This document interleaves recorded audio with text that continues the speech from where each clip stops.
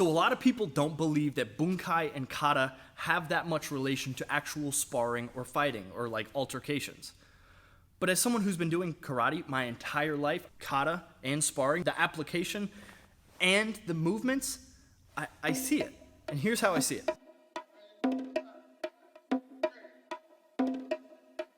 Perfect.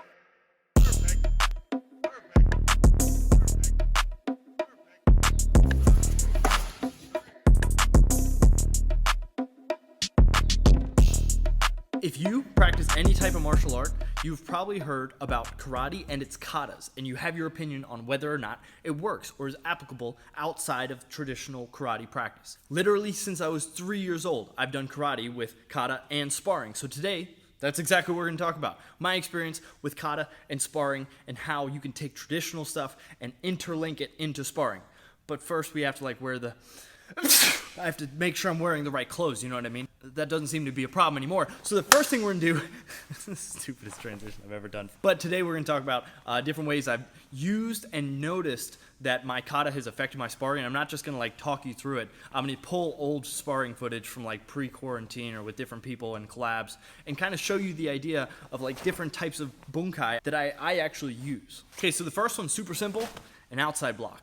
This can be a couple different things. This can be a caught leg and then a scoop, so you're on the outside. Bang, and I catch, and then I go out and around. This motion here is a parry of sorts, right? So I can do that. I also regularly see that I'm using an outside block type move for something that is like a hard block, like an actual block. Bang, now mind you, I don't rip it every time. You know what I mean? But this is still the movement that I use to block plenty of time where I'm here and I'll bang, like something's come around the outside and my hand's are already here. So outside block, a super traditional block, still works. The next one is a down block. And I know people are like, there's no use for a down block. Like a lot of people are like, oh, that's a strike to a down opponent. I actually see it as a parry, again, for kicks. Nobody knows what to do with this right here, and a lot of people will think oh, it's a takedown where I grab and I turn the body this way. I like to think of the down block as a scoop of the leg. So if he throws just a teep here, and I want to get on the outside, this here is the same type of movement. Now granted, we move a little bit more when we're actually fighting each other because nobody wants to get punched and kicked in the head. And just like we don't stand in front of each other in a straight line and shoot in war anymore, we're not going to stand in front of each other. So when he throws this straight teep, I'm going to go scoop out and around. That's your down block right there. Usually this comes from a straight line kick, something coming in and towards, and I want to knock it off center line. Boom. Okay, now does this look like this? Not necessarily. You could argue this is a takedown, you could argue it's a lot of things, but guess what? You don't know 99.99999% of people on this planet do not know what the initial intent of each particular move and you don't know. These are the things that I've noticed that I've replicated my whole life, and then they become very natural during sparring because I'm used to these movements. Used to going in opposite directions with my body and having different roles for each part of my body is something that is very useful for sparring. So when you're moving around, you're not just boom, block. You can do both at the same time. You can move one arm in the opposite direction, switch stances, move around, because that's stuff that you do in kata. You move your body in ways that you're not used to, and you rep it out, rep it out, rep it out, rep it out. Anyway, I digress. Let's talk about the cat stance. Bang! The cat stance here, where I'll go here or chop or whatever. Just the stance itself I like and I use. Literally just for, I'm a karate guy, I'm out like this. I have to react differently and check leg kicks differently.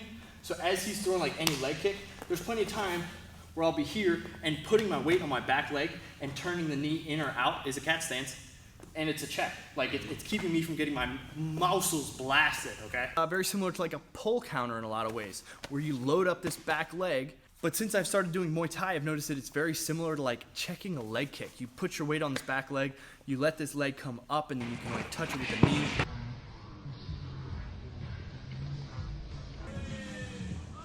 You'll see some examples here, obviously, but this is the idea that I'm getting here. Boom.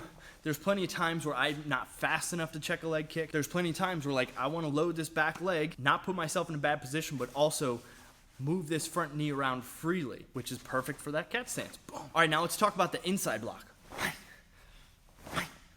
this movement here. Now, mind you, I was never like the guy who was known for how good the kata looked.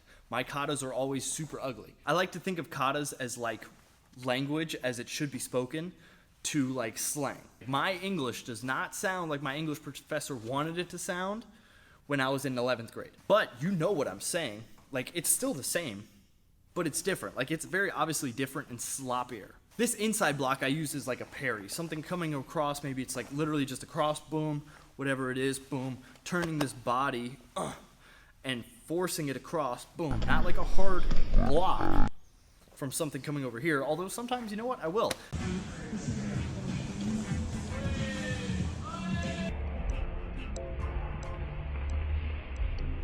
I do a lot of blocking with this front hand, which is something that's very karate because of its a bladed stance. So there's plenty of times where I will either parry it across from this side, boom, or I will see an attack coming from this side and go for like a hard block and turn, right? Because here, this is my closest object. Karate stance, more sideways. Front hand does a lot of the blocking and parrying.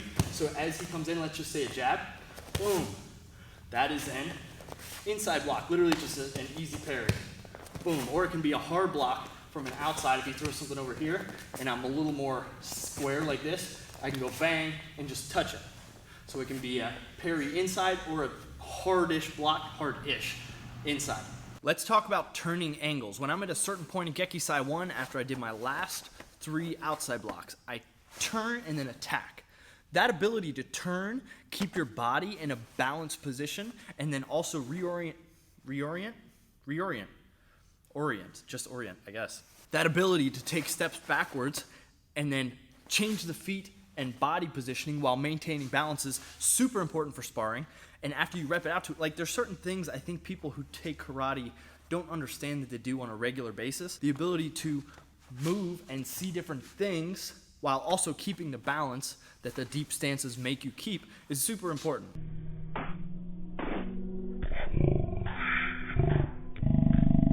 If I've got this hand forwards right here, this is my power.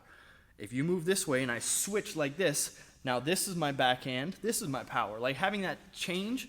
Speaking of the low stances, anytime I'm like in a bad position and I want to check leg kicks, I'll often find myself dropping my hips down and flexing my legs, my quads, my thighs, whatever it is. I go down to check leg kicks. I point my knee at my target and I'm moving around and I quickly bang. And that's something that karate will give you, that quick up to down motion. Instead of staying here and picking up the legs, bringing legs up to you, being able to let gravity do it and drop down. And we also like switch really low stances all the time. We're like always dropping and letting our body weight drop down. So a lot of the time when I'm here and he'll throw like a switch kick or a leg kick or something, and I'll drop down, point my knee at him and just kind of flex through it rather than getting chopped off and thrown off balance. That's something that we learn in kata subconsciously without like talking about it. Anytime you see this inside leg kick where the leg comes in and touches your opposite leg, ready? Boom. Like you'll see it in Gekesai 1. We're going to use a lot of Gekesai 1 references here. So also this inside leg kick in Gekesai 1 comes right after the boom, boom. You come back here, bang, and then you kick that inside leg. That inside leg kick, I use foot sweeps all the time, trying to knock their foot off balance so I can then throw my own shots, giving them a little bit of a disadvantage with one foot on the ground. Gekesai 1. Boom, kick, turn, upper. This foot here is designed to be like a sweep of sorts, where I'm sweeping in, I'm sweeping out, whatever it is. Boop, passing the soccer ball, bang, it's the same idea of going inside, it can be outside, learning how to sweep that foot, being able to put your foot back down, readjust to attack. So, this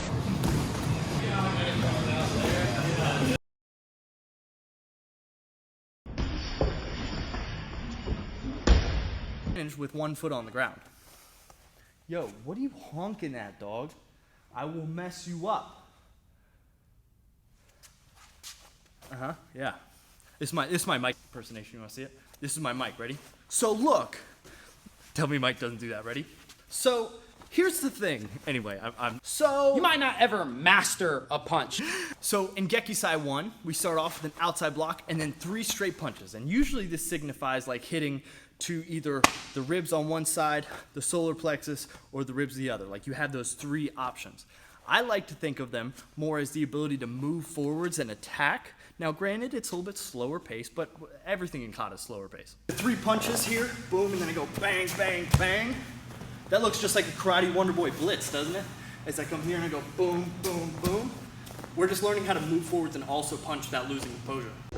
Ah!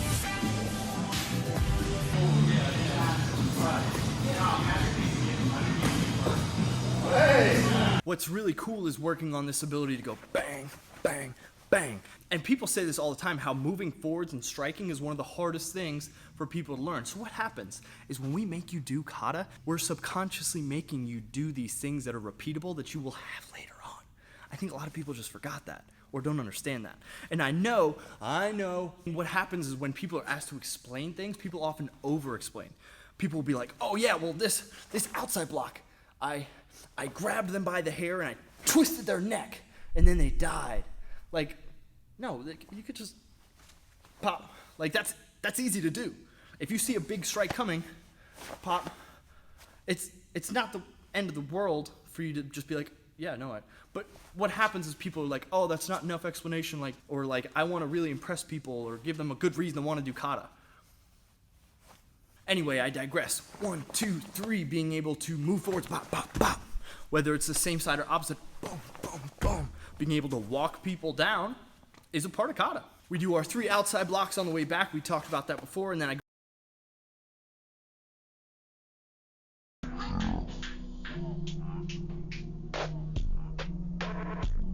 go with this turn upper head block. Upper head block, boom.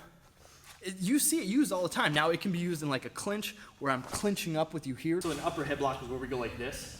I don't think it's as much of a strike as people like to think it is, but it could be like a framing here or like a framing here. But this idea of instead of it being like a strike, but being a frame. Like this is a very powerful position to have. Same thing, boom, like this. Locking onto the shoulder, clinch up, and then I can go lock on from there. I can do a bunch of different stuff. I can literally just block.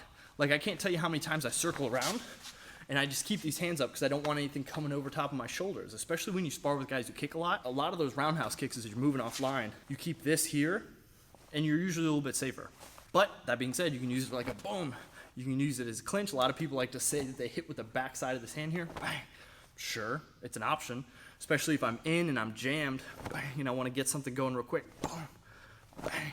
But that is what I see of my training in kata and sparring and how I think it relates more than people might like to think. Here's some things. You can learn all this stuff without practicing kata. I personally teach kata and make it part of the curriculum for children because I think they need the patience. I think it's good for them to learn how to move their body in a way that's repeatable over and over and over and over and over again. I think it's a good way to like implement a new style of drilling for them that they're not familiar with and that makes them think a little bit more. It's also great for the memory, having the different patterns that they see. For adults, I do think there are other ways you can learn this, and adults are a little more like they want to do it first. There's a reason that everything is so easy right now, and that's because as you get older, you find ways to like just get straight to the point immediately. Kata does not get straight to the point immediately. It kind of puts it on the back burner. It's like, hey, here's this thing that you're gonna learn. You might not even know you're learning it, but you're gonna learn. I think it's easier to trick kids like that. Anyway, thanks guys for watching. So what do you think? Are you a believer in kata or are you a non-believer? If you're a non-believer, let's hear why. Is my stuff BS? Comment down below if you hate my guts and you want to fight me, because guess what? I got kata, baby. You got nothing for my kata. Watch it. Hit the like button, subscribe. Oh, also, if you want to support the channel, you can now go down below and hit the join button. You can join one of our tier lists. We've got white belt, purple belt, and black belt. For white belt, you get 15% off most of my products besides merchandise. Then you also get to use cool emotes in the underneath, like Crazy Mike, me getting kicked in the head, just the logo, or a water bottle. That white belt is $1.99 a month, and you can get super cool perks. Anyway, do what you want to do, I guess. I appreciate you guys watching regardless. Thank you. I hope you have a good day. Subscribe or I'll bunkai you. Bow!